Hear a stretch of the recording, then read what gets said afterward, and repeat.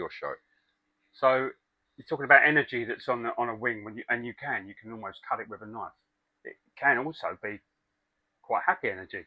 But if the football's on and England has just won, or things like that. So, and you're like a barometer. You pick up on it straight away. So this story is of an inmate. I don't know if you had them. Did you have personal officers? Yeah. Right. Yeah, so yeah. you have your five cons. I came on a late shift, so we're coming in at 12:30. And as I'm walking towards the bubble, they're all laughing. All my mates are laughing their heads off, going, "Oh, what's fucking funny? Do you know you're getting as a con?" I'm not going to say his name. But he's done 10 years virtually as an E-list prisoner. Oh, an E-list. Nearly 10 years. Yeah, so it's going to be complicated straight away. But he's bucked the system at every fucking go.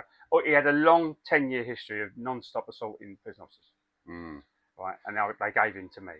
So he's E-list prisoner. For those who don't know, and that means you're constantly trying to escape or fashion ways of escaping. So they put you in blue coloured with a yellow stripe. It's like the banana suit. Yeah, but it also makes you a little bit of a celebrity on the wing. Yeah, of course it does. You get rated. Yeah. So the inmates can sort of trust you that you're all right. You're not one of them. So I got this inmate. He came on with his book. They passed him to me, and he's giving me the look of he wants to tear my throat out, even though I haven't even said hello yet.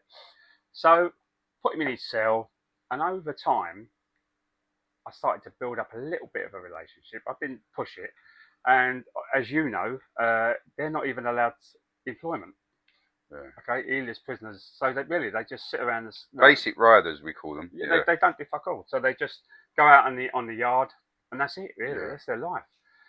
So I went up and saw my principal officer, and I got a meeting with the probation officer, and we decided to work as a 3-man team. And I said, "Well, I want to do some stuff for this chap." I said, "No one's done before."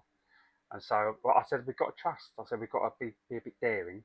And so I got him a job as a cleaner on the wing, but he couldn't go off. Couldn't go through the gates. Other people had to go for him. But he was shocked. He'd never been employed as an English prisoner. So I got him a job as a cleaner. And he was the best fucking cleaner on the wing. Yeah, I bet. He was like OCD. He was from Derbyshire, and he's like, "Fucking hell, Gov, I got a fucking job. I can't believe it." So he starts talking to me, and then he called me one day and said, "Do you mind if I have a chat with you in my cell?" And I thought, "Fucking hell, this has got to go one way or the other."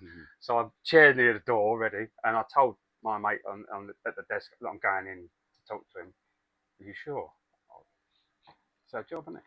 So I sat with him, and he poured his fucking heart out, this chap. How he'd been raped as a child, how he'd been put under stairs and beaten. Yeah. Passed through the care community. They did that, and he said all his life, anyone in a shirt, like a uniform, abused him. Sad. So he hated. Yeah, with a hate we can't imagine. Can you imagine? We tried to imagine, but you can't get it. That child trauma, mate. I tell you, and he carried it like a weight on his back, and slowly but surely, because we were working as a free, we started to. You could see the weight lifting from him. Oh, fucking hell, they're human beings. These people, there are some good ones. And so this carried on for quite a few weeks. Now that's on that spur on House Block 4, but round the corner we had a spur where we had some bullies. Right. One was from, I can't say their names, but one was from a Scottish prison, a very famous Scottish prison. And he was a fucking hard bastard. But he was walking into normal inmate cells, right, I'm having that. Just taking fucking trainers, fucking light radios, the fucking lot, taking what he wanted. And we couldn't catch him, but he had a load of henchmen around him. He had a group of about 6 of them. They were going around the wings, doing it, around the spurs and doing it. So this inmate who I'd helped, you're talking about, this one morning, we were feeding, and they were going from the gate, and he's mopping. "Governor, can I have a chat?" We knew something was going. Have a chat. I went, "Yeah, go on." He went, "Go in his cell." So I went in his cell, and he said, "I can't believe I'm saying this." He said, "But one of you lot, round the corner, is going to get stabbed this morning." One of the officers. He said, "I don't know which one." He said, "But there's one officer they're going to go after, and they're going to stab him." He said, "Fashion the blade." He said, "Before me and you met," he said, "I'd probably helped them." He said, "I can't believe it." He said, "I can't bear to see one of you get hurt." He said, "This is the best wing I've ever been on in the prison service." So it wasn't just me, by the way. You have to work as a team. Of course, you have your officers calling me a fucking Care Bear and things like that. So we went round, shut it all down, the wing, that feeding, shut them down, lock them down. So we locked them down, went in, found it. So that inmate who hated all his life, prison officers, he saved a life that morning. I'd love to hear from him, and if you're watching, contact me. Get in contact. I'd love to hear from him because I broke through and got to the human side of him. Yeah, where you both just two humans. Listen, I say to the lads where I work now. I work on Canary Wharf as a security officer, and it took me 60 years to find the best job I've ever had. But it is the best job. The management, they're fucking different gravy. They remind me of the management in the early 90s in the prison service. They really look after you. They know how to manage you. And I say to the youngsters, us working class, we're born losing 5-0. As soon as you pop out of your mum, you're 5-0 down already.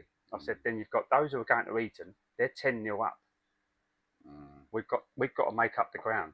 And the fellow was a working class man like me. I've had violence in my life. I've been violent. You know, it's just that if what happened to him happened to me, I'd probably be the same as him. Exactly. As they say, there but for the grace of God go I.